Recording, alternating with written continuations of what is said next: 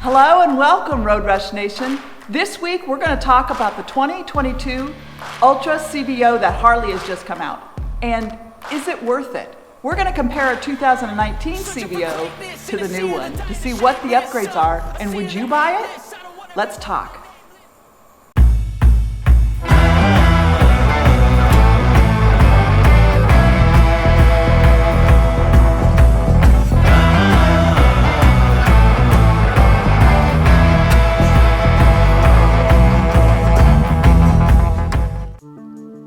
Hello and welcome. Let's talk about that 2022 CVO. And I said unlimited when I was doing my intro, but they've only got the Road Glide this year. So that's it. There's no other fairing large touring bike this year. We all knew that the Harley and the CVOs were going to be cut back this year.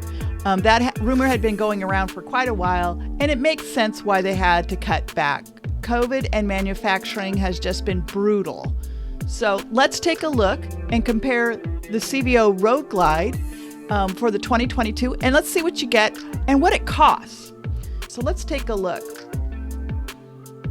You've got three color options, basically. You've got what they call the Wicked Orange Pearl. It's not bad.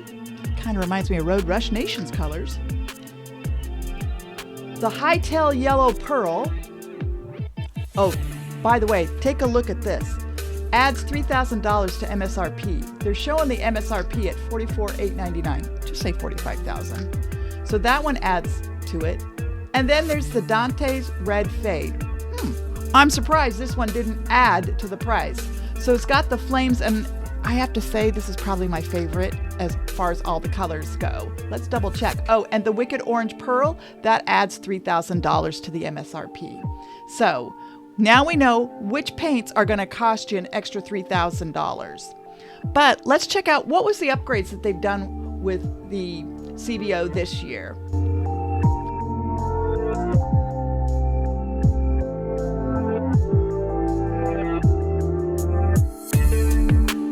So let's get to the motor. We've got the 117.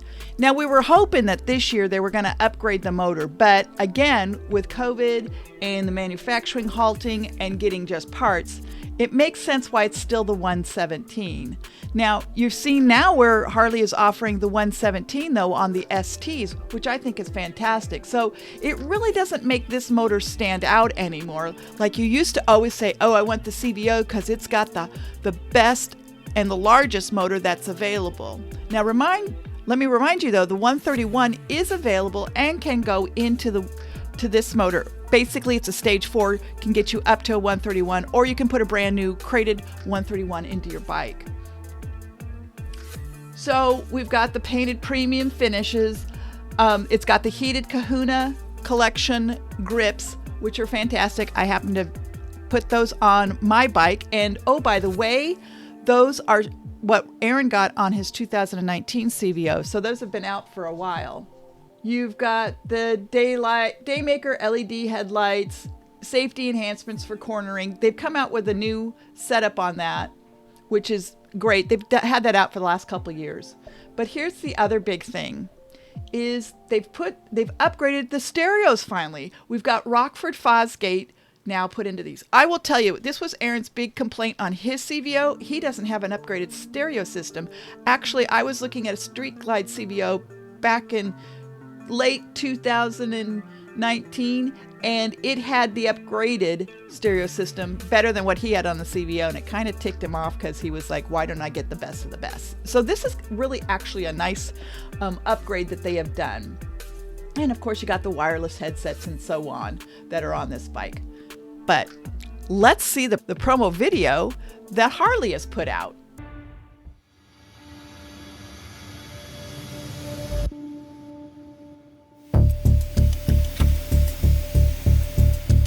You know, you can make anything look good on paper, and you can pretty much sketch anything you want. But can you produce it in 3D? That's a different story. Color, graphics, finishes. There's things that we're doing on these bikes that we haven't done on previous model years. The motorcycle continues to have this really cool relationship with the rider because it's continuing to evolve and reveal itself. and really speak to that premium nature of CVO. Custom Vehicle Operations is what CVO stands for. Started in '99. The idea was to provide the highest level of factory customization to our customers that could possibly be achieved. That's been sort of the mantra of CVO all of these years, and it continues to be. Paint and graphics and the tech and the audio and the features. CVO accentuates all of those things. The magic there is putting all of that together in one big package.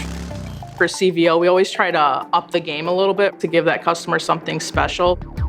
Really wide variety of paint and graphics options for CVO for 22. I think everybody can find something that's going to speak to them. They're all very unique and different from one another. Our first kind of primary goal with model year 22 CVO was to interject some more color, as well as custom paint techniques that, our customers come to love.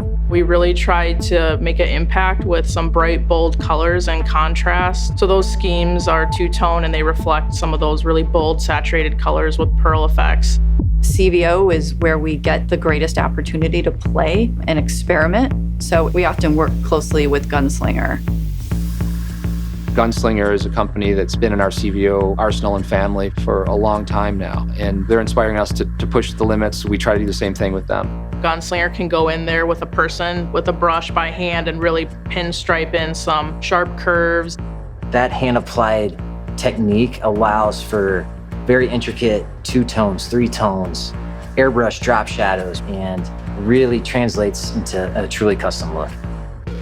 We took the time to consider every part down to the little tiny details and really make something that has a custom feel for the rider. These powertrains and accent colors actually match the paint job more than we've ever done before. Scorched chrome in particular is such a great looking finish with that deep black, shiny look that just really works well with the blue steel paint. Flames have been kind of coming back. We haven't done them in a while. We wanted to do a ghost flame with our fade technology, which is exclusive to Harley Davidson. And we do it in-house. It's a testament to the skills of our manufacturing facilities. It's a paint mask technique that allows the fade to go through the flame, remove the mask, and achieve the look. From some angles, you won't even notice the flames, but other angles, they're loud and proud right in your face, which is really cool. The CVO lineup this year features the Road Glide Limited. We brought it back for those customers that love that fixed fairing and the comfortable ride, and we just add to it with cosmetics down to the Alcantara that we put into the seat. It just stands apart. We always try to have the ultimate suite of technology on the motorcycles as well, whether it's heated seat, heated grips, audio, huge piece of it. We've added on the Rockford Stage 1 audio system onto the Limited and the Tri-Glide this year. The Harley Davidson audio kind of ecosystem now, it steps light years above kind of where we were in the past. The partnership with Rockford Fosgate has truly allowed us to amplify it up 8 notches. Every part of the motorcycle is thought about, and we try to have a little surprise or a little bit of detail that speaks to the rider and speaks to where the CVO is positioned in our portfolio, which is at the top. It has to be the best of everything. So that's what Harley has for the new CVO. What we're looking at now is Aaron's 2019 Ultra Limited CVO. You'll see the paint on this. It's called a gray fade, and it comes from the bottom up. It's kind of got a nice little fade to it, but nothing outstanding. I have to say I like the paint jobs that they have come out with the new 2022 CVOs. It gives it a little more personality, and you can really tell going down the road that this is a CVO. One thing bad about this one is you'll see the bottom there, when the sun hits that and you're riding behind, boy, it puts off one heck of a glare and it will blind you. One of the other things too is Aaron's CVO came with that heated seat, but the problem with that is it made it too tall. There's no give on those seats and you can't shave them down. So that seat was gone. It caused too much problem for him because he had to lower his bike down for him to be comfortable and be flat-footed. So that was the one bad thing about it. Also, you'll see that it's got some nice KAHUNA heated grips. The Rockford Fosgate that they've upgraded is fantastic. Aaron has always complained about the stereo system that was on his CVO. I had a Rockford Fosgate put onto my other Street Glide, and it blew his system away. He was shocked that only the 2 speakers within my fairing would blow his whole system away, and he was like really disappointed. So that upgrade that Harley has done this year is tremendous. I'll be putting that Rockford Fosgate on my Arctic Blast. And also he's got the upgraded infotainment system and also the painted fairing. Those are pretty standard for any CVO. Let's talk about that motor and maybe some of the good and the bad about it. So let's talk about the motor. Yeah, I've got the 114 on my Arctic Blast here, and Aaron has the 117. I also had on my 2017 a 107 with a stage 2. Let's talk about the difference in the motors. Now, when I first got my 107, loved it. The horsepower, the torque, excuse me, from the 103 up to the 107 and the Milwaukee 8, it was night and day. You didn't have the vibration, all the innovations that they put into the new Milwaukee 8, the frame, the stabilization of it is fantastic. Now, Aaron had purchased his 2019 CVO with the 117, and he used to complain about how I could still run him down with that 107. Now, this is before I put the stage 2 on it. I was running him down. I had to be very careful I didn't come up on him. And we do have a little bit of competition as far as it goes with speed. Just saying. Disclaimer. Anyway, Aaron kept asking the guys at Harley what could he do to improve his 117. Now, mind you, he's got an Ultra, so you're talking 100-pound difference. And I used to tell him, hey, you're talking about I am on a much lighter bike and I could just run him down. Well, I put the stage 2 on and it was like, I could keep up with it. So he went in and put a stage 2 on his 117. It's great now, but now that I have the 114, there's not a whole lot of difference between this and the 117 stock. Now he's got the stage 2 on it. I haven't put a stage 2 on yet on mine. There's the disclaimer. I'm gonna wait, break this in, check it out a little bit more, see if I really want to go with upgrading, which I probably will because I'm a little bit of a speed freak. So is the CVO worth it? That's totally up to you. $50,000? Heck yeah, that's a lot of money. I don't care who you are.